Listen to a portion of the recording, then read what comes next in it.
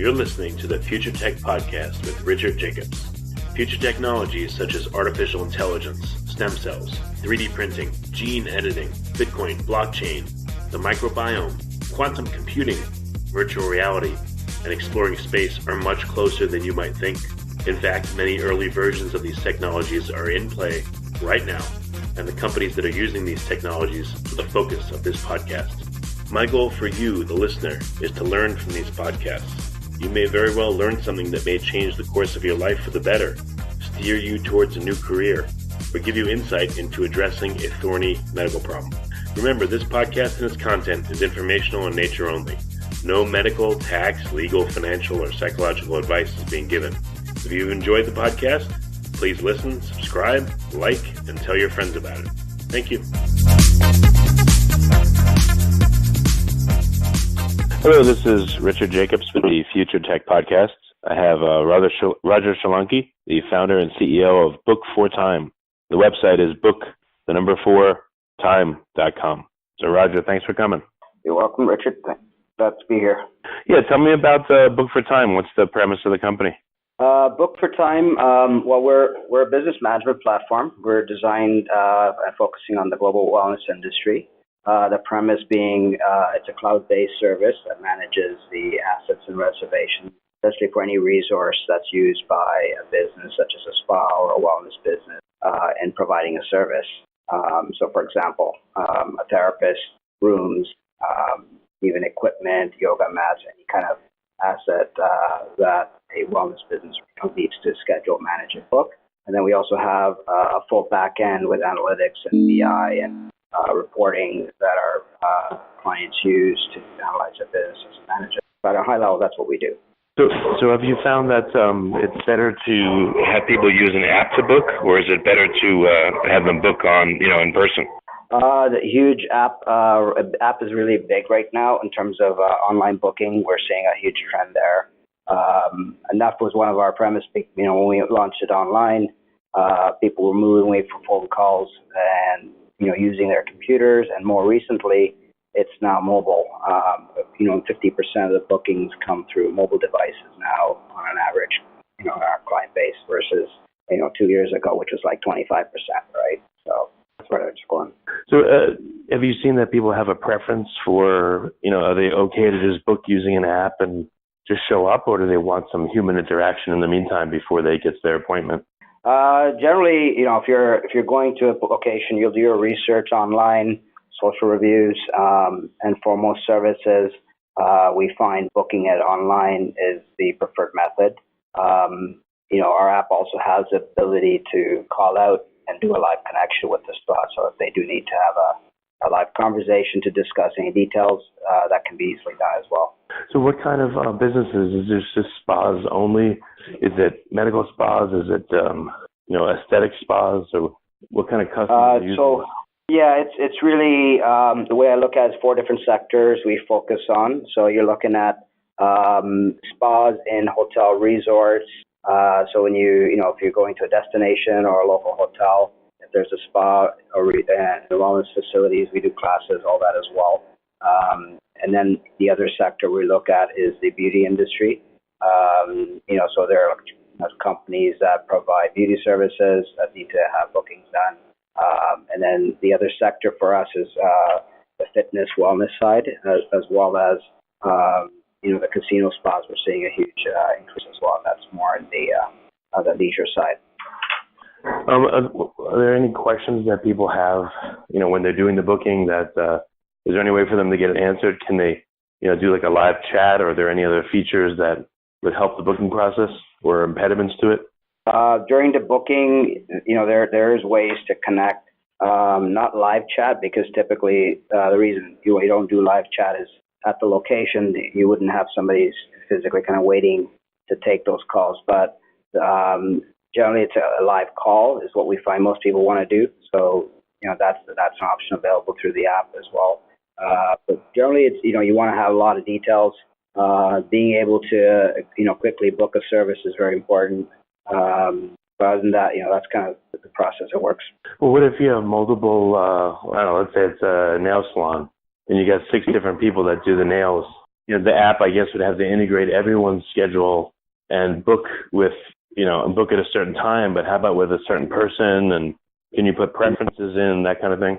Oh, for sure. I mean, that's kind of the back end heart of our engine, right? So in resource management, so if you have, and even in a spa, for example, if you have a therapist that can perform body treatments, they may not be able to do facials, right?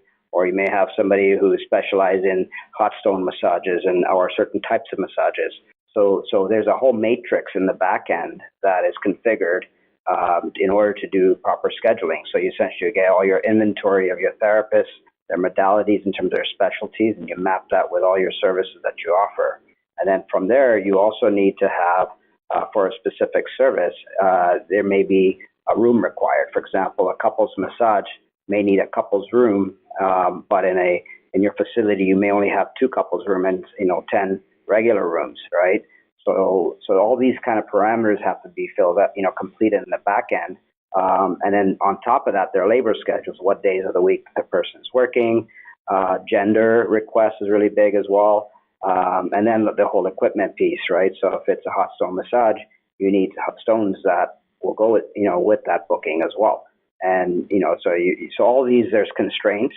And that's kind of the heart of what we built in the back end in order to provide that seamless service to the consumer, right? Give me 1 second. Yeah. So, all right, what's been the feedback from consumers? Is there anything lacking still in the app that you're going to be implementing over the next year, or is it more just an expansion to more industries and more businesses? For us, it's a combination. I mean, we are definitely continue to expand the wellness industry. The global wellness industry today is like $4.2 trillion. So it's huge, it's growing. And, there are lots of opportunities where we focus on is in the wellness technology side. So for us today, there are a lot of things that consumers are looking for, everything from being able to do like WeChat to book appointments, which is something we're working on, as well as, being able to book. Let's say you bought a Groupon package or Travels with a Deal. Today, it's all completely manual process, right? So, and nobody's really solved this, right?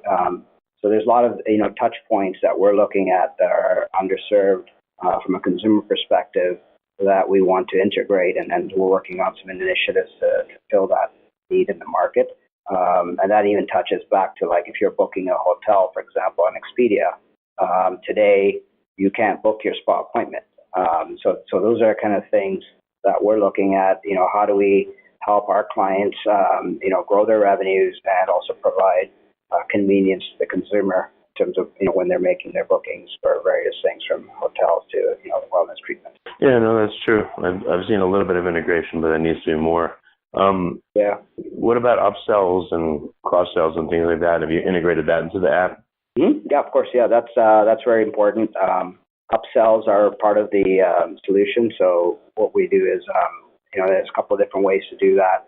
Whether you're calling in to book or online, the consumer has a choice to add certain upsells. And that, oftentimes that's a big driver for the businesses. They'll put in let's say a basic massage, and now you want to upsell. So there's different ways to do that, but that's all incorporated in our solution as well. In addition to, groups and all that we have to do as well. And you have appointment reminders and that kind of thing too? Mm-hmm. Appointment reminders, text reminders. You also have the ability to do yielding, which is now becoming very important in the industry. So, for example, let's say if your Mondays and Tuesdays are not so busy, but you're selling out on Fridays and Saturdays, on the weekends, there's ways to drive traffic more down on Mondays and Tuesdays. So there's price and yielding that we do, similar to the airline industries and the hotel industry. So that's something unique in our product as well. Well, very good. So what's the best way for businesses and people to find out what businesses are served by the app right now, or to sign up? Where can they go? Well, definitely welcome to Book4Time. For our clients to and contact us through there. So it's a complete solution for the business, right? Okay. Well, very good. Well, I appreciate you coming on the podcast, and it was short and sweet, but these kinds of things help because when people don't answer the phone and, or they have like crappy websites and, no ways to book. It just gets in the way of them getting their own business. So this stuff's super important. So thank you. Yeah, you're welcome. Thank you. You're listening to the Future Tech Podcast with Richard Jacobs. Future technologies such as artificial intelligence, stem cells, 3D printing, gene editing, Bitcoin, blockchain, the microbiome, quantum computing, virtual reality, and exploring space are much closer than you might think. In fact, many early versions of these technologies are in play right now, and the companies that are using these technologies are the focus of this podcast. My goal for you, the listener, is to learn from these podcasts. You may very well learn something that may change the course of your life for the better, steer you towards a new career, or give you insight into addressing a thorny medical problem. Remember, this podcast and its content is informational in nature only. No medical, tax, legal, financial, or psychological advice is being given. If you enjoyed the podcast, please listen, subscribe, like, and tell your friends about it. Thank you.